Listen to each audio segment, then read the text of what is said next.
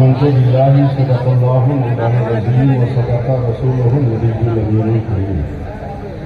बरादरान इस्लाम, बहैसियत मुसलमान,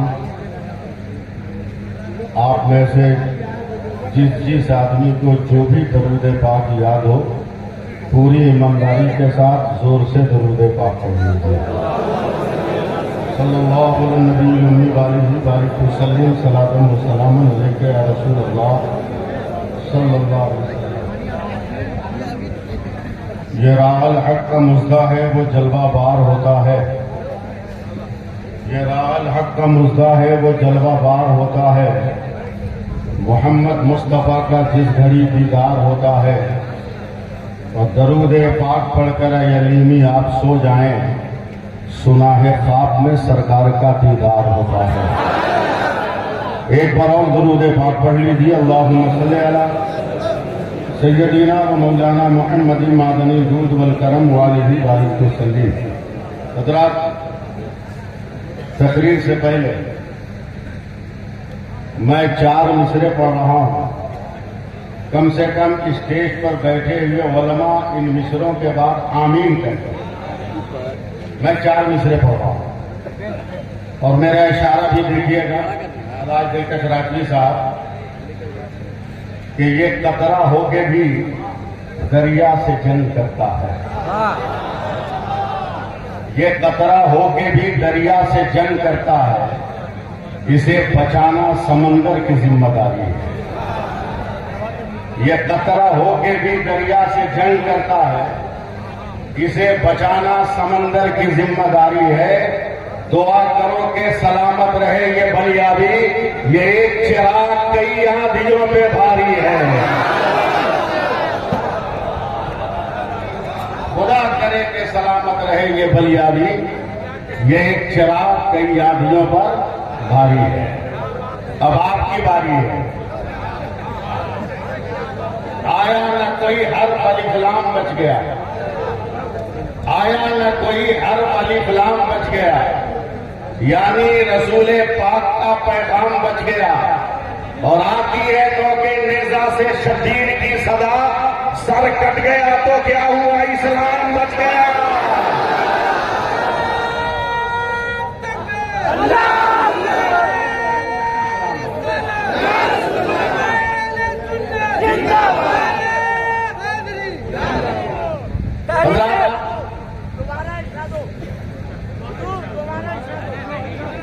अब दोबारा नहीं, दूसरा शेर सुन लो। हाँ, अभी बर्दाश्त हो तो सुन लो। तबस्सुम अली असगर सभी से कहता था, तबस्सुम अली असगर सभी से कहता था, ये बात जाके उसे भी कोई बताए। फिर पढ़ता हूं ताकि रब्त रहे आपसे। तबस्सुम अली असगर सभी से कहता था, ये बात जाके उसे भी कोई बताए। घरों में छुपना तो न मर्द की अलामत है। यजीद मर्द अगर है तो करबला आए। घरों में छुपना तो न मर्द की अलामत है।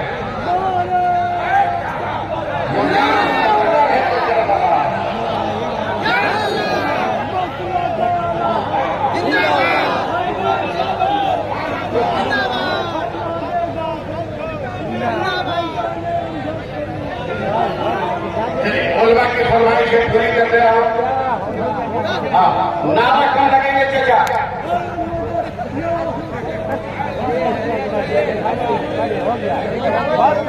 अरे भाई, आपको भी आगे बैठ जाइए ना, सामने आ जाइए। जमीन से नफरत मत कीजिए। और वैसे ही भारत में चोरों की सरकारी चल रही है। जमीन पे कब्जा करने का सर जिंदा में भी जमीन पर रही है, मरने के बाद पसीना ठोकने लगी। अगर झंडा काटना है तो अंदर से उठा के फेंक दीजिए। मैं फिर वो 4 मिनट पढ़ता हूं, वही आ जाओ। जिसको जहां जगह मिले बैठ जाओ। आज हमें बलियाबी साहब को सुनना है, मुझको नहीं सुनना। तबस्सुम अली असगर सभी से कहता था, ये बात जाके उसे भी कोई बताए। घरों में छुपना तो नामर्द की अलामत है, यजीद मर्द अगर है तो करबला है। और आज असल में बहुत ज्यादा खुश हूं, और खुश इसलिए हूं कि मैंने 31 बरस के बाद मौलाना महताब ज़ियाई को देख लिया। 31 बरस के बाद, उम्र में यकीनन मुझसे ये छोटे होंगे, समझे, लेकिन जब मेरे वालिद का इंतकाल हुआ, यही वो लोग थे जिन्होंने मुस्कुरा करके संभाला, और आज उनकी मुस्कुराहटों का नतीजा है कि ये फकीर आपके सामने सीना तान कर खड़ा है। एक माहौल बना है, और मैं यहां से शुरू हो रहा हूं, और मैं क्या मेरा साथ देंगे। हम जिक्र नबी साहबे लौलाद करेंगे, हम जिक्र नबी साहबे लौलाद करेंगे, इस्लाम के दुश्मन को तहे खाक करेंगे। तुम जंग के मैदान में तलवार संभालो, हम जंग के मैदान में मिसवाक करेंगे, हम जंग के मैदान में मिसवाक करेंगे।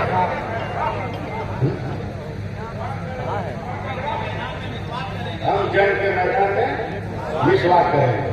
क्यों ये जब मैंने कहा 1157 में 4 दिन से सुल्तान सलाहुद्दीन अय्यूबी के सिपाही 3,80,000 दुश्मनों से 27,000 सिपाही जंग कर रहे, और सुल्तान सलाहुद्दीन अय्यूबी बीमार थे,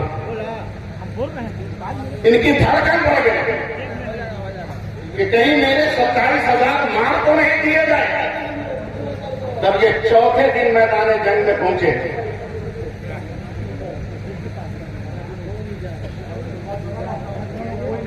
तो देखा कि जितने सिपाही थे वो सब अपनी जगह सलामत है। सुभान अल्लाह।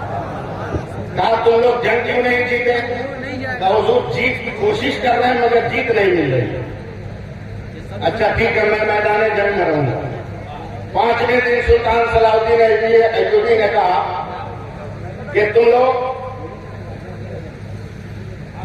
मिसवाक लेकर मैदान में चलो, हथियार रहने दो खेमे में। 1157 में 27,000 तटवा लेकर मिसवाक लेकर पहुंचे। सुने एयर कंडीशन रूमों में बैठ कर अय्याशी करने वाले नेता, और अपनी औलादों को घूस देकर नहीं, ऊंचे पोस्टों पर बैठाकर गरीबों का हक छीनने वाले लीडर। सुने हथियार रहने को मिसवाक लेके चलो। 27,000 मिसवाक लेकर मैदान जंग में बैठ जाओ, सब सीधी रहे। तो नमाज पढ़ने वाले मुसलमानों को बताना होगा कि सब सीधी कैसे होगी।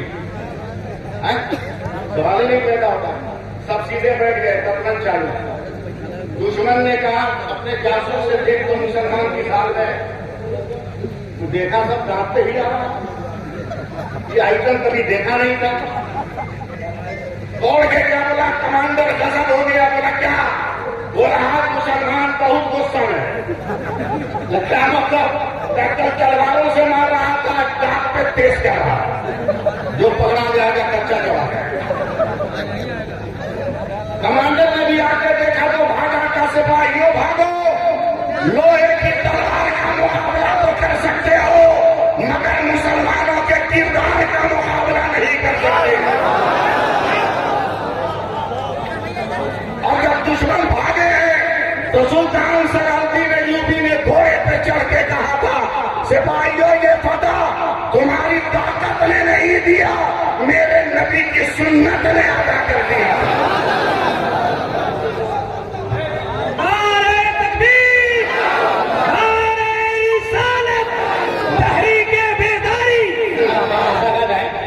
बैठिए, आप जलसा मत बनाइए, जलसा खराब मत कीजिए, बैठिए आप। मैं ज्यादा लगा लूंगा जमाल भाई आपके मौके, मैं सब काम कर लेता हूँ, जनाजा भी पढ़ा लेता हूँ। हजरात जरा मुझको देखिए, सबसे पहले मैं आपको अपने खुदा की मेहरबानी बताऊं। मुफ्ती साहब के साथ इस दाढ़ी के नीचे से लेकर नीचे आ जाएगी नाक तक अंडरग्राउंड जितनी मशीनरी है कुदरत की हमारे अंदर वो बड़ी नरम नाजुक है। जरा सी खराश लग जाए तो छिल जाए और तकलीफ होगी। ये हलक, नली, दिल, कलेजा, फेफड़ा, किडनी, बात, पछौनी, ये सब कितना ना है। खुदा ने कहा कि मेरा बंदा है, मुझको ला इलाहा इल्लल्लाह करे, इसकी हिफाजत करना मेरा काम, ताकि ये अंदर का पार्ट इसका कभी जख्मी न हो और इत्मीनान से मुझे ला इलाहा इल्लल्लाह कह सके। तब रब ने इंसान के मुंह को बनाया तो उसमें 32 दांत रखे, उसको 4 हिस्सों में बांटा। सब लोग जबान घुमा के दांत में देख लीजिएगा, उंगली फेर के देखिएगा, ना समझ में आए तो निकाल के चेक कीजिएगा। 8 चौके 32, 8 जो आगे का है, 4 ऊपर 4 नीचे, इसमें 1 9। उसके बाद जो 8 है उसमें 2 9, उसके बाद जो 8 है उसमें 3 9, उसके बाद जो 8 है उसमें 4 9। आखिर क्या है? तो खुदा की कुदरत कहती है मेरा बंदा है, ये कभी भी सख्त चीज चबाएगा तो 1 नोक वाला 2 टुकड़ा करेगा, ये पीछे भेजेगा तो 2 नोक वाला 4 टुकड़ा करेगा, वो पीछे भेजेगा तो 3 नोक वाला उसको बुरादा कर देगा, वो पीछे भेजेगा तो 4 नोक वाला मुलायम करके भीतर कर देगा। मेरे बंदे का मुंह सलामत रहेगा तो फजा में ला इलाहा इल्लल्लाह का नारा। अल्लाह सुभान अल्लाह, क्या बात है, वाह वाह। भिखारियों, भिखमंगो, गौर से मेरी बात सुनो। कुकुर भोज खाने वालों, अंग्रेजी में उसको बफर सिस्टम बोलते हैं, भोजपुरी में उसको कुकुर भोज बोलते हैं।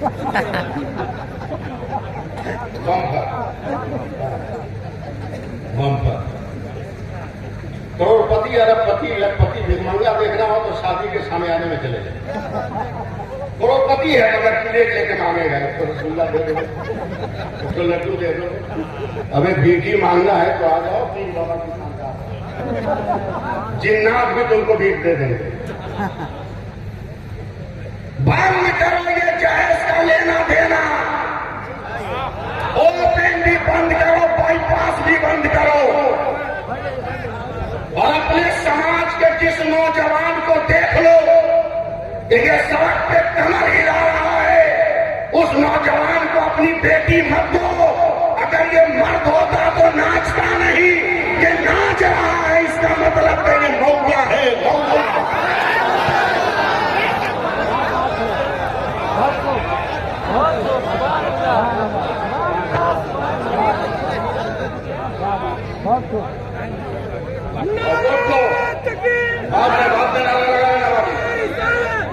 नारा से मुझको बगावत नहीं है, नारा चहीता चीज है, मगर मौके मत पर इस्तेमाल करो। आज तहरीक है, मस्जिद के कमेटी के सदर सेक्रेटरी कान खोलकर सुने, पूरी दुनिया में सबसे सस्ता अगर कोई है तो मस्जिद का मौलवी है, मदरसे का मौलवी है। चाय खाना में जाए तो फतवा लिखता है, होटल में खैनी ठोकने वाला मुफ्तियों के हवाले से गुफ्तगू करता है। अब सदर और सेक्रेटरी की जिम्मेदारी, हमारा कोई आलिम सामने नहीं आएगा। सामने जुमा में पलामू जिला की हर मस्जिद की कमेटी का सदर सेक्रेटरी जुमा के दिन मस्जिद के माइक पे खड़ा हो और वह ऐलान करे कि आज से हमारे शहर का कोई भी इमाम किसी ऐसी शादी में निकाह नहीं पढ़ाएगा जिसमें बाजा बजेगा, पटाखा छूटेगा। अगर किसी को पूछना है तो हमसे पूछे, हमारे अइम्मा से न पूछे। बोलो ऐसा होना चाहिए कि नहीं? चाहिए तो हाथ उठाकर होना चाहिए। और देख लो कि जिस बारात में बाजा बज गया, मारो मत सीधो मत, सीधे अपने घर वापस आओ। नमक रोटी खा लो और थूक दो बाजा बजने वाले और पटाखा चलाने वाले बारात के खाने को पे थूक दो और घर में आके नमक रोटी खाकर खुदा का शुक्र अदा करो, खुदा का शुक्र अदा करो। और शराब से बचो, नशा से बचो। हजरत जब मैं छोटा था, हाँ मैं जब बहुत छोटा था तो एक गाना बहुत वायरल हुआ पाकिस्तान का, साथिया और पीला और पीला और पीला, जिसको देखिए वही गुनगुनाना। मेरे घर के सामने सड़क पर एक तो शराब पीकर सो गया, मुंह खुल गया कि कुत्ता देखा, बोला इससे मुबारक जगह कहां मिला। उठाया काम देने लगा, यहां बंद करके जाना जा रहा है, साथिया और पीला और पीला और पीला। अपने बच्चों पे कड़ी नजर रखो, कहीं गुटखा में नशा मिला के तो नहीं खा रहा है, कहीं टूथब्रश पर जो पेस्ट लगाया उसमें खांसी की दवा मिलाकर तो नशा नहीं कर रहा है। अगर अपने बेटको बच्चों को हलाल खिलाओगे, हलाल कमाने का हुनर दोगे, तो आज मस्जिद अक्सा की आजादी के लिए रोना नहीं होगा। हर घर से एक मुजाहिद निकलेगा कि मस्जिद अक्सा हमारी। बुनियादी साहब की तवज्जो चाहूंगा, और हर बाप, बेटी का बाप हो या बेटे के बाप, उनकी तवज्जो चाहूंगा। हजरत तारीख में एक बेटी का बाप ने एहसास किया, मेरी बेटी जवान इबादत का यार मुफ्ती मुजाहिद साहब कि सिन्ने बुलूग पे पहुंचने की पहली साथ से लेकर अब तक की आखिरी साथ तक उसने गुनाह की तरफ नजर नहीं डाला। म्यार का लड़का खोज रहा है, चप्पल घिस गई, मगर नमाजी बेटी के लिए कोई बाकिरदार लड़का नहीं मिला। बाप खाना भी खा रहा है, 2-3 महीने के बाद रो भी रहा। पापा क्या तकलीफ है? का बेटी तेरी उम्र की वजह से मैं परेशान हूं, तेरा रिश्ता खोज रहा हूं, तेरी जोड़ का लड़का नहीं मिल रहा। लड़की ने सर झुकाकर धीरे से कहा कि घर से ही तलाश शुरू की। तवज्जो दे, मैं खुसूसी तवज्जो अपने उल्मा की चाहूं, घर से तलाश शुरू करो। बाप ने कहा लगता है कि कहीं नजर इंतखाब है। अब पूरे खानदान और अपनी बिरादरी के नौजवानों का मुहासबा किया, मगर कहीं इस लड़की के म्यार का कोई लड़का नहीं। हफ्ता 2 हफ्ते के बाद कहता है बेटी बिरादरी में भी तेरे म्यार का नहीं। लड़की ने फिर सर झुकाकर कहा घर ही से तलाश शुरू की। घर में कोई लड़का है ही नहीं, न खानदान का कोई फर्क है। बाप जज है अदालत का, बहुत पैसा वाला है। अचानक नजर पड़ी कहीं बेटी मेरे नौकर मुबारक के लिए तो नहीं कह रही। करोड़पतियों मेरे जुमलों को सुनो, करेक्टर खोजते हो दरवाजे पे के है कि नहीं? अबे करेक्टर खोज, करेक्टर मत।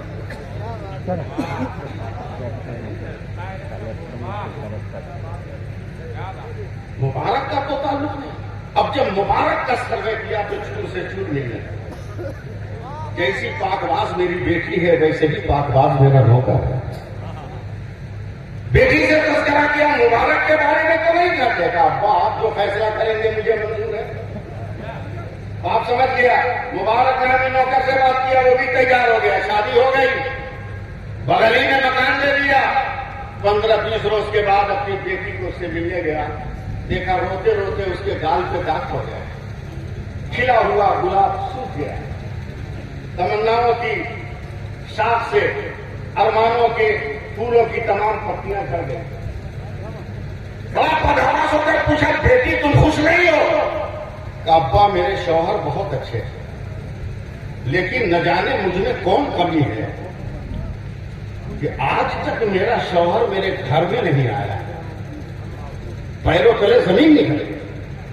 क्या जी हुजूर, क्या तुमने शादी अपनी मर्जी से क्या कहा? क्या मेरी बेटी को तुमने कबूल नहीं किया? क्या किया? क्या मोहब्बत नहीं करते हो? क्या जरूरत से ज्यादा? कभी इतने दिन हो गए उसके करीब क्यों नहीं गया? कभी भी नहीं जाऊंगा। बोला क्यों? सुनो सुनो क्यों? बोला हुजूर मैं आपका नौकर हूं, आप जज हैं, मुझको शक है कि कहीं आंख दबाकर ना आपने कभी फैसला कर दिया, तो आपकी जो तनख्वाह मिल रही है उसमें हराम का मुझको शक है। और मेरे नबी का फरमान है कि अगर हराम खून जिस्म में शामिल हो जाए तो मुसलसल 40 दिन हराम खुराक खिलाओगे तब हराम खून बाहर निकलेगा। अभी मैं आपके हराम खून को निकालने की तैयारी कर रहा हूं। 40 दिन के बाद मैं अपनी कमाई खिलाऊंगा, तब मैं अपनी बीवी के पास जाऊंगा। पूछो इन उलमा से, जब वो बेटा पैदा हुआ तो वही बेटा तसव्वुफ का इमाम हजरत अब्दुल्ला बिन मुबारक बनकर जमाने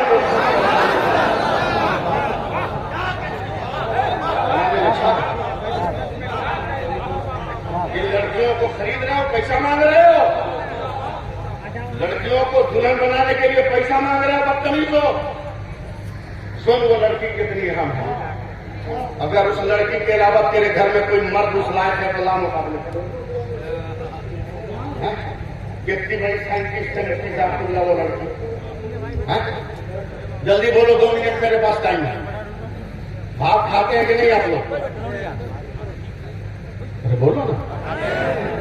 10 आदमी के परिवार में कितने चावल का भात बनेगा? अपने हिसाब से बोल दो जल्दी। 3 किलो।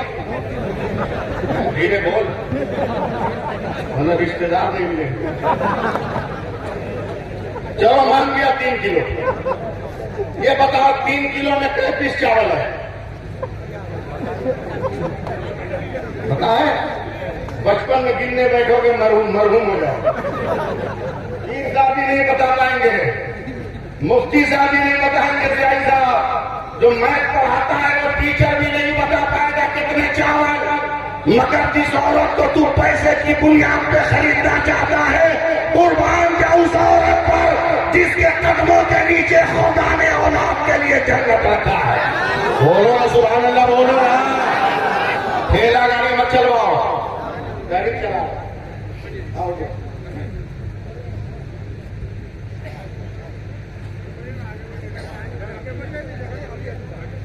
वो औरत जिसको तुम खरीदना चाह रहे हो, जिसके हाथ को बिकना चाह रहे हो, वो औरत उस 3 किलो चावल को बनाने बैठी भात। आप तवज्जो,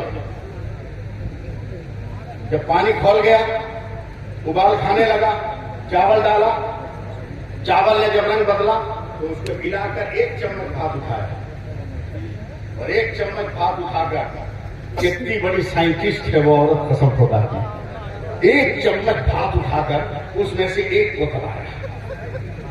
1 जब दब गया तो कहती है सब हो गया। बाप रे बाप, इतनी बड़ी साइंटिस्ट।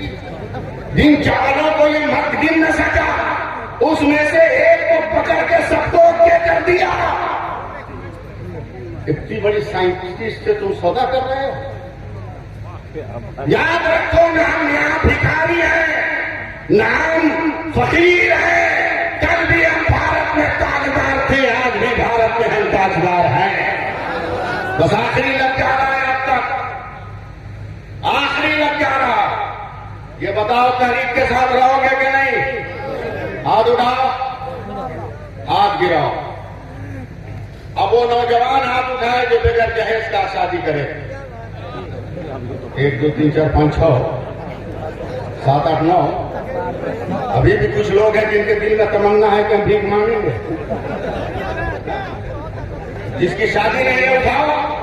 अच्छा चलो तुम गिरा दो। जिसका बेटा जवान अब तुम्हारा है वो हाथ उठाए। ज्ञान देने डिमांड में अपने बेटों की शादी करेंगे। उठाइए उठाइए उठाइए, समझ में आ रहे हैं? बहुत अच्छे, वाह वाह, अल्हम्दुलिल्लाह। याद रखो, कभी इतने उलमा को एक स्टेज पे तुमने नहीं देखा होगा। आज पहली बार ये मंजर देख रहे हो और आलिम की निगाह तुम्हारे लिए गवाह है कि तूने वादा किया है कि हम गरीब बेटियों से नहीं मांगेंगे।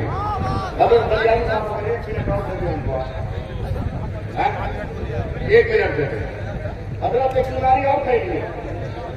इमाम साहब कहते हैं कहो बेटा फला की बेटी फला से फला की वकालत गवाही में मैंने इतने हफ्ते मोहर के बदले तेरे ने कहा कि कबूल है तो बाप की तरफ देखता है।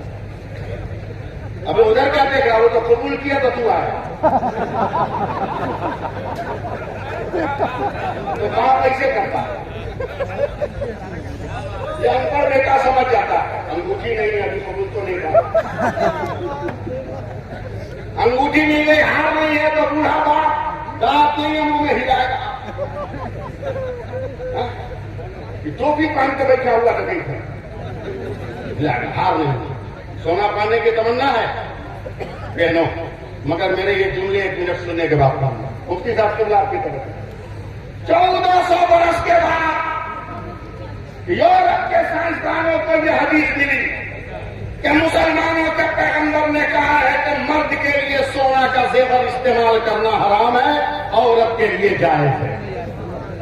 तो चाइना के साइंटिस्ट ने कहा किसका है, कहा मुसलमानों के पैगंबर मोहम्मद अरबी का फरमान। तो चाइना का साइंसदान कहता है तब इस पे सर्च करो, आज तक मुसलमानों के नबी की कोई बात गलत साबित नहीं हुई। सुभान अल्लाह होना चाहिए था इस पे, मगर आप लोग खामोश हैं।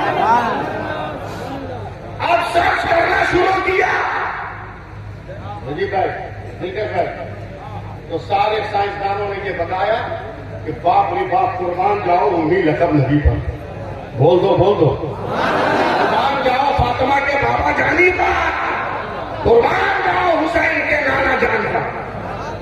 क्या दस्तूर लाया साइंसदानों ने रिसर्च किया, मुफ्ती साहब दूंगा कि सोना का जेवर जब बदन से रगड़ खाता है तो खून में ऐसे जरासीम पैदा होते हैं जिससे इंसान मर जाता है। अब उस जरासीम से बचने के लिए जरूरी है कि जो सोना का जेवर पहना है उसके जिस्म से महीने में 2-3 दिन खून निकल जाए।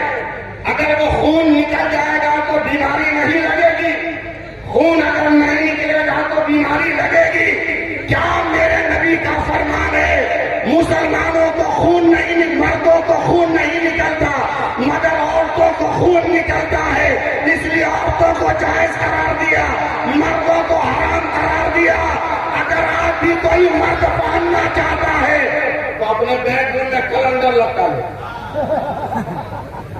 हाँ, महीने की तारीखों में दिन लगाए, तारीख पे टिक लगाए तो इन तारीखों में मुझे बलद आया था। हाँ हो गया, हाथ उठाओ, हाथ उठाओ, बोलो डिग्री नहीं मांगोगे आपसे, बल्कि एक काम करो, मैं काबूला लेके चल रहा हूं, शादी कार्ड में एक चीज छाप दो कि मेरे बेटे की बारात वही जाएगा जो लड़की के गांव में पहुंचकर दिन में है तो जोहर की नमाज जमात से पढ़ेगा, रात में है तो ऐशा की नमाज जमात से पढ़ेगा। 75% बेटी बराती तो ऐसे ही खत्म हो जाएगी, ऐसे ही खत्म हो जाएंगे। याद रखो कुतुब साहब, हाँ याद रखो सूरज यहां भी निकला है, पाकिस्तान में भी निकला है, बांग्लादेश में भी निकला है, मगर यह कंडीशन रूमों में बैठकर मुसलमानों की किस्मतों पे कलम चलाने वालों, ये तेरा फरेब है, तू मेरी किस्मत पे कलम नहीं चला सकता, मुसलमान तेरे मुकद्दर पे हवा चला सकता है।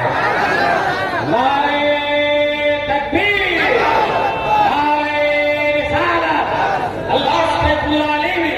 मगर सूरज को देखो, डाल्टनगंज वालों, बांग्लादेश में 35 डिग्री पे निकलता है, 71 डिग्री पे गुरूब होता है, पाकिस्तान में 32 डिग्री पे निकलता है, 74 डिग्री पे गुरूब होता है, और अफगानिस्तान में 45 डिग्री पे तुलू होता है, 88 डिग्री पे गुरूब होता है। मगर देख लो नजर उठाकर सूरज, दुनिया का हर साइंटिस्ट कहता है कि भारत में सूरज 66 डिग्री पे तुलू होता है और 92 डिग्री पर गुरूब होता है। तो मैं कहता हूं दुकान बंद कर, अबे 66 हर्फे अल्लाह का आदत है और 92 हर्फे मोहम्मद का आदत है।